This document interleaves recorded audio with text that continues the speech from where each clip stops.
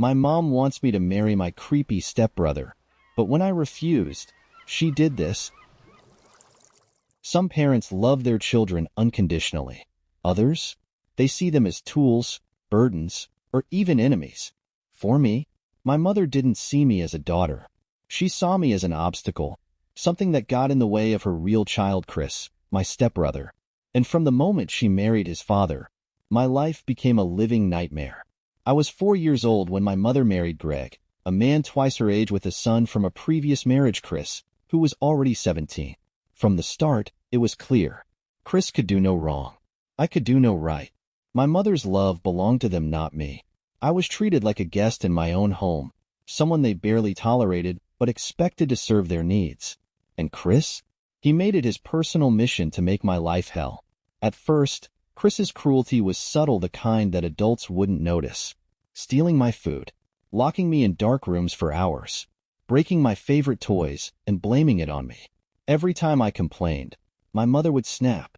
"Stop being dramatic. Chris is just playing with you." But I wasn't imagining it. And as I got older, the games got worse. By the time I was 8, I had learned to walk on eggshells.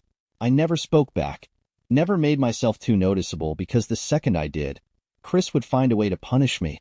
He'd push me down the stairs and laugh when I cried. He'd accidentally slam doors on my fingers, leaving them bruised. He once locked me outside in the freezing cold for hours, just for fun. And the worst part? My mother knew.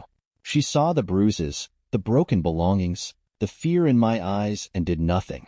Because, to her, Chris was more important. When I turned 11, something shifted. Chris's bullying changed. The shoves and taunts turned into stares and smirks. He started walking into my room without knocking. He accidentally opened the bathroom door while I was showering. I caught him stealing my underwear from the laundry. I told my mother. I begged her to do something. And what did she say? "Stop being so full of yourself. Chris isn't interested in a child." I wanted to believe her. I wanted to believe that I was imagining things, that Chris wasn't as twisted as he seemed. But then, the night came when he proved me right. I was 14 the first time I woke up to find Chris standing next to my bed. At first, I thought I was dreaming. The room was dark, and the only light was coming from the hallway. But then I saw it. The way his hands were in his lap. The way he was breathing too heavily. I couldn't move. Couldn't scream. I just froze in terror, watching as he made contact with himself while staring at me. When I finally snapped out of it, I shot up in bed and screamed. Chris jumped back, laughing like it was a joke, then ran out of my room. I ran straight to my mother, tears streaming down my face. I told her everything. And you know what she said? "You must have misunderstood. Chris is a good boy.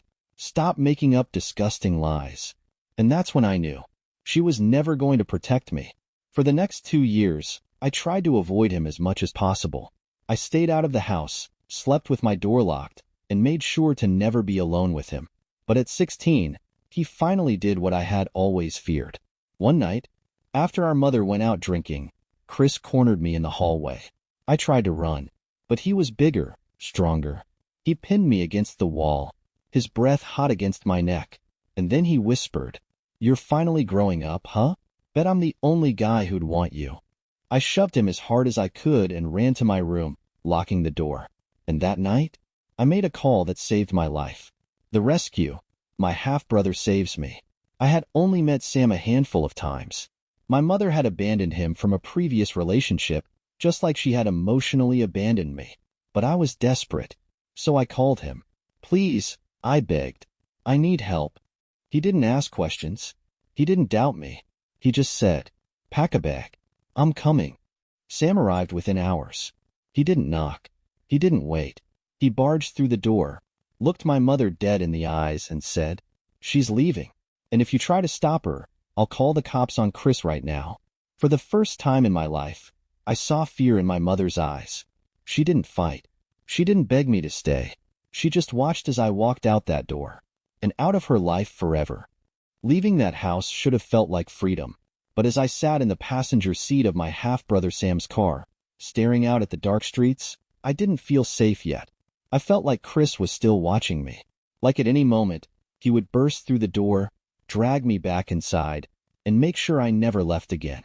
Even as we pulled away, I didn't dare look back, because I knew, if I did, I might see my mother standing there, watching me go.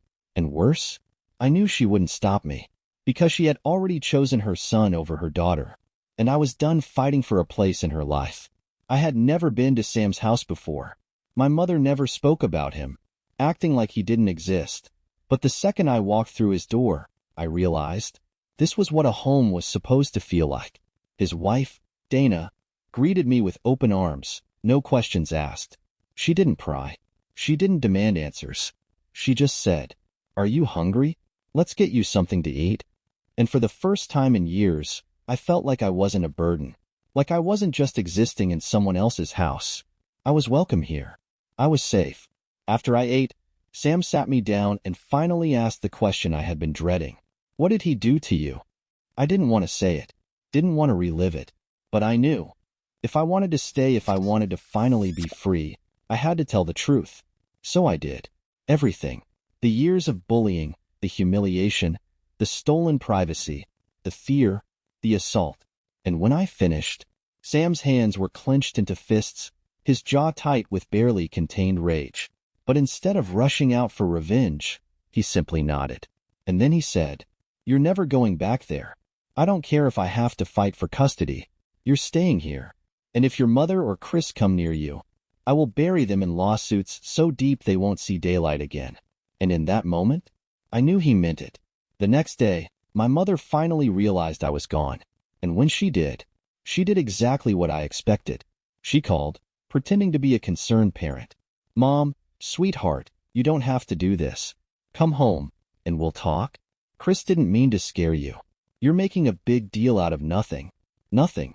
That was what she thought of my entire childhood of suffering. When Sam grabbed the phone from me and said, "She's not coming back. Ever." My mother's voice changed instantly. "Mom, you're poisoning her against her real family. You always wanted to steal her from me. You just want to ruin her future." And that's when I finally spoke. "Mom, you ruined my life the moment you chose him over me." She went silent. And then she hung up. Because in that moment, she knew I wasn't her daughter anymore. Sam didn't just give me a roof over my head. He gave me something I had never had before. Unconditional love. He never treated me like a problem. He never made me feel like I had to earn my place in his home. He never excused what happened to me. He just supported me, encouraged me, made sure I had therapy, safety, and a real future. And for the first time in my life, I felt like I was more than just an unwanted burden. I was a person. For over a decade, I had no contact with my mother. I moved on. I built a life. I became a nurse practitioner, a job I loved, a career that gave me purpose and independence. And then, one day, out of nowhere, "Mom, hi, sweetheart. It's been so long. I miss you so much. We need to talk." I stared at the message, my heart pounding. Why now? Why after 13 years of nothing? I already knew the answer. She didn't want to reconnect. She wanted something from me. And when did I find out what it was? I realized she was even worse than I remembered. For 13 years, I lived in peace. No screaming. No threats. No waking up in fear that Chris was watching me sleep.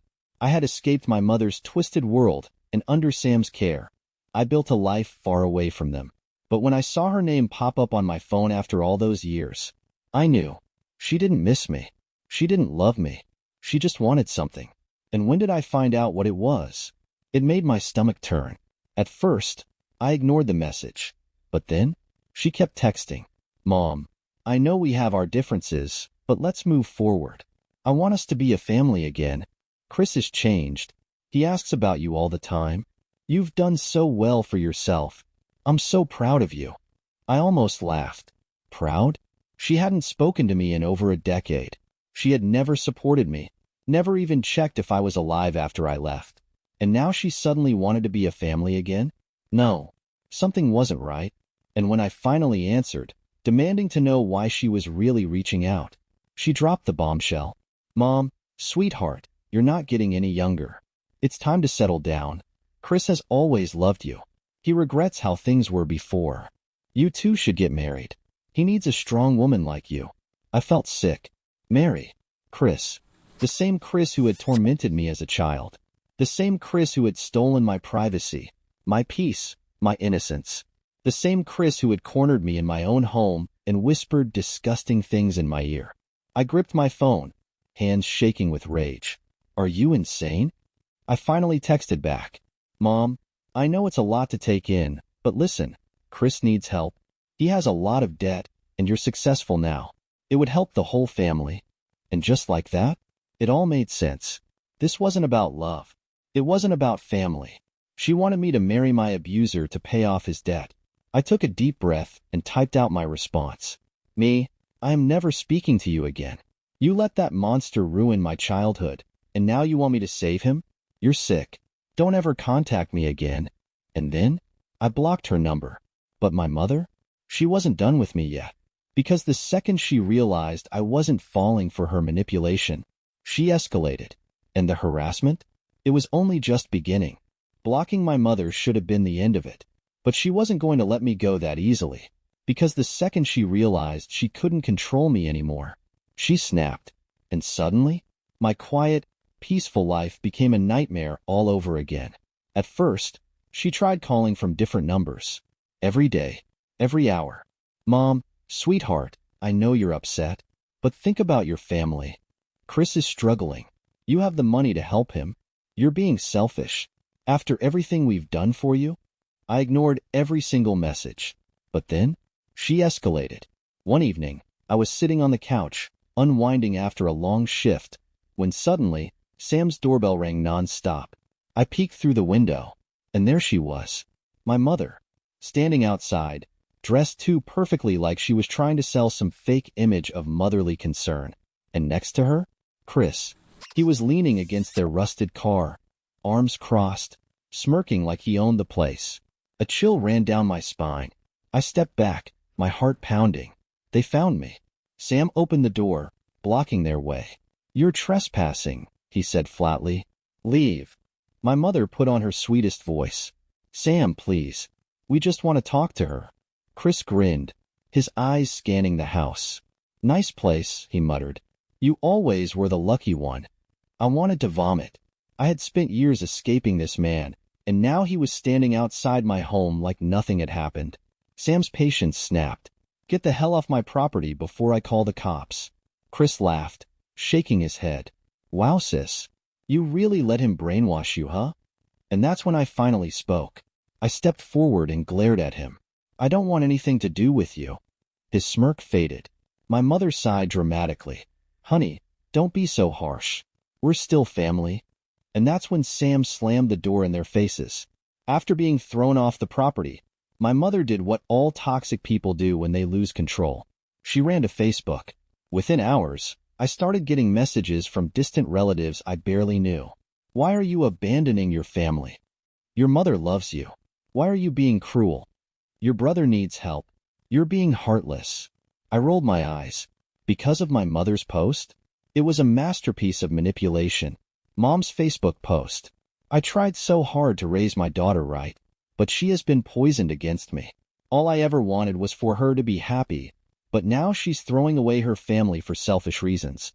I pray she finds forgiveness in her heart one day. And the best part? She made herself sound like the victim, like I was some heartless daughter who had abandoned her loving mother. But she made one huge mistake. She thought I wouldn't fight back. She thought I would stay silent. But I was done being quiet. For years, I had stayed silent. I let them walk all over me. I let them rewrite the past and pretend that I was just being dramatic. But now, they were trying to ruin my life. They weren't just harassing me. They weren't just spreading lies online. They were actively trying to drag me back into their twisted world. And I was about to shut them down permanently. After my mother's Facebook meltdown, Sam and I took immediate action. We froze my credit. We contacted my bank to flag suspicious activity. We had security cameras installed outside the house. Because if there was one thing I knew about my mother, she wasn't above stealing to get what she wanted. And I was right. Because when I checked my financial records, I found something shocking. It started small. A few credit inquiries I didn't recognize. Then, a secret account opened in my name. Loans were taken out, linked to an old social security number. thousands of dollars missing from a trust my father had left for me before he died. My mother had been stealing from me for years. While I was out building a future, she was using my identity to fund Chris's failures. And now, I had the evidence to bury her. With Sam's help, I hired a lawyer. And within a week, a formal cease and desist letter was sent to my mother and Chris. They were ordered to stop all contact. They were warned that further harassment would lead to restraining orders. They were given notice that I was pursuing legal action for financial fraud. I expected rage. I expected more harassment. But instead, they went completely silent. For the first time in months, my phone wasn't buzzing with threats and manipulations. And that's when I knew. They had finally realized they had lost. Just when I thought it was over, I got a call that made my stomach drop. Chris had been arrested, but not for fraud, for something far worse. I thought the cease and desist letter would be the end of it. I thought my mother and Chris would finally crawl back into whatever miserable hole they came from and leave me alone. But then, I got the call. Chris wasn't just a failure, a liar, and a creep. He was a criminal. And now, he was finally paying for it. It was late at night when my phone rang. At first, I thought it was another unknown number, another attempt for my mother to manipulate me. But when I saw Sam's name on the screen, my stomach twisted. I answered. "You're not going to believe this," he said. And then he told me. Chris had been arrested, but not for fraud, for kidnapping a child. Apparently, Chris had never changed, only gotten worse. The same man who had tormented me for years had been caught trying to abduct a 2-year-old girl from his own cousin's family. He had stalked the child for weeks. He waited until she was outside playing. He grabbed her and tried to run. But thankfully, a neighbor saw everything and called the police before he could even leave the street. And now, Chris was looking at serious time behind bars. A few days later, I got one last email from my mother. "Mom, Chris made a mistake, but he doesn't deserve this. Please, we need help. We need money for a lawyer." I laughed. I actually laughed out loud. After everything, after years of abuse, neglect, and harassment, she still thought I would save them. I didn't even bother replying. I just forwarded the email to my lawyer and blocked her forever. Because Chris, he was exactly where he belonged. And my mother?